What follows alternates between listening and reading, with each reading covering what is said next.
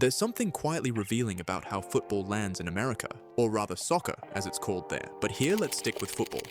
The lights are bright, the stadium's enormous, and the ambition impossible to miss. This is a country that builds big, dreams bigger, and rarely hesitates to turn any event into a spectacle. From fireworks to choreographed openings, everything is in place for football to thrive.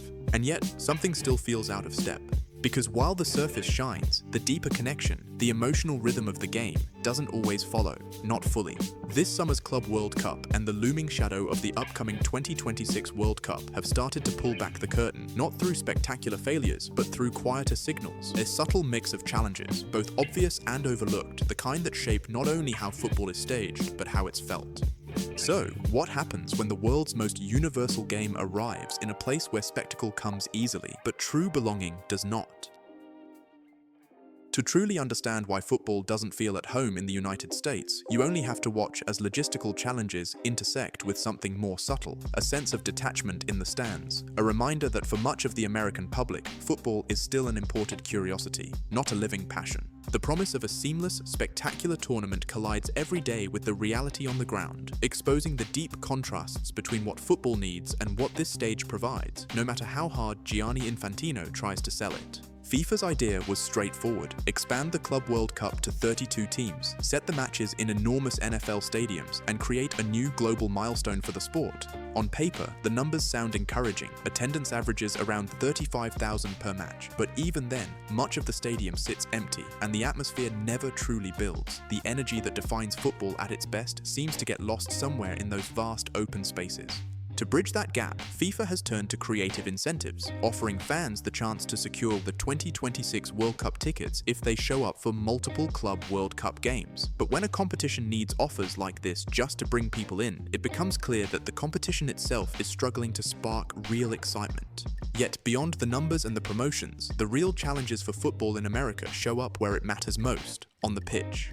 It starts with the heat. Matches are played in high temperatures, and you can see the effect almost immediately. Players slow down, breaks become longer, and the match loses its usual energy. Instead of a fast, flowing contest, you get long stretches where everyone is just trying to handle the weather. Even after the heat fades away, nature still has the final say. Lightning within 8 miles of the stadium means everything stops. Players head back to the dressing rooms, fans wander the concourses, unsure whether to wait it out or just go home. Each new flash of lightning restarts the clock. What should have been a football match turns into a long stretch of waiting, sometimes 30 minutes, sometimes much longer, with the excitement slowly slipping away. But it's not just the weather that's making matches difficult. The pitches themselves have become a real issue. Many of the NFL stadiums being used for the Club World Cup aren't designed for football. Organizers have tried to lay shallow trays of grass over the existing turf, but the grass often struggles to take root, leaving surfaces that are patchy, sometimes too hard, sometimes too soft, and unpredictable underfoot. You see the ball bouncing strangely, and players slipping or hesitating with their footing.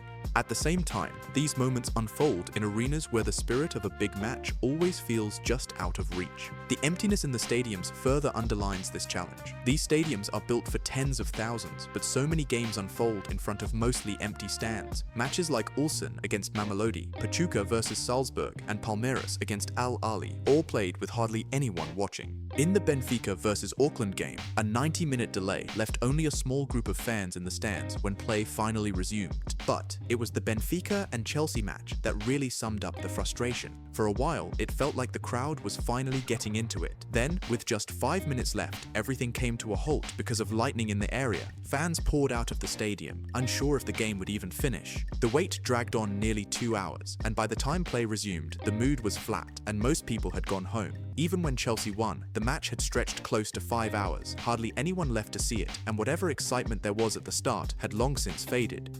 Chelsea's manager called it a joke, and watching from home or in the stands, you could see why. After so many delays and empty seats, it's hard not to wonder if anyone really feels like they got the football experience they came for. These disruptions are merely a preview of what awaits in 2026, when the World Cup expands to 48 national teams. With more matches, more cities, more flights, and even less margin for error, the schedule will leave little room for unexpected delays. And at times, when matches do draw bigger crowds, risks emerge off the pitch too. During the last Copa America held in the US, the semi-final in Charlotte devolved into chaos when fans harassed players' families near the Uruguay bench and security couldn't ensure their safety. Then, during the final at Hard Rock Stadium, ticketless fans breached security gates and rushed the venue, delaying kickoff by over an hour before order was restored. Though these incidents didn't happen during the Club World Cup, they're a clear sign that when stadiums finally come alive, keeping people safe becomes just as important as bringing them in. There is also the quietly persistent problem of player health.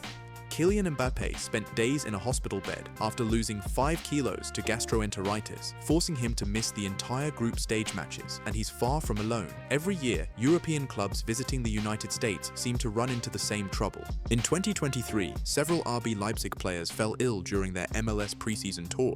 The year before, it was PSG dealing with the same issue. And in 2023, 13 Barcelona players were hit by gastroenteritis, forcing the club to cancel a match against Juventus and lose millions in the process. Even Chelsea's academy has had the same trouble.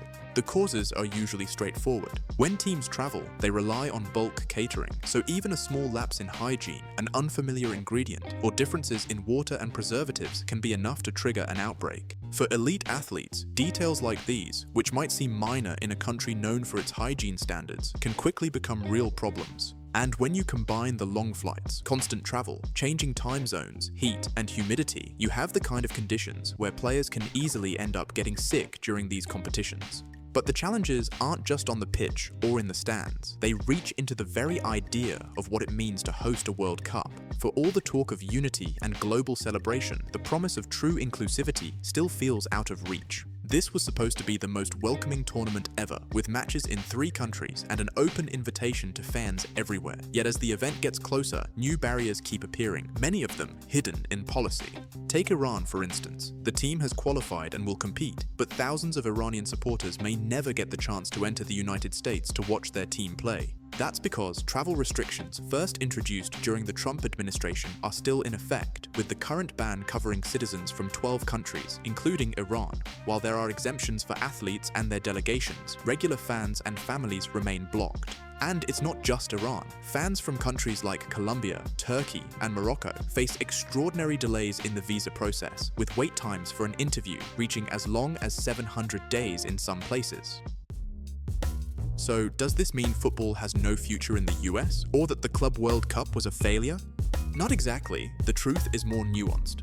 Yes, there have been clear issues, but something is shifting, especially since the arrival of Messi. The game is growing, more fans are showing up, big names are arriving, and slowly, a new kind of football culture is taking shape. Because football isn't just about matches, it's about rhythm, emotion, and connection. In some places, it's a way of life, passed down through generations, rooted in chants, stories, and shared history. But that doesn't mean it can't grow somewhere new. Even small touches, like dramatic call-up announcements or viral pre-match content, show a willingness to make the game feel alive. So, what do you think? Can the US become a real football nation? Let us know in the comments.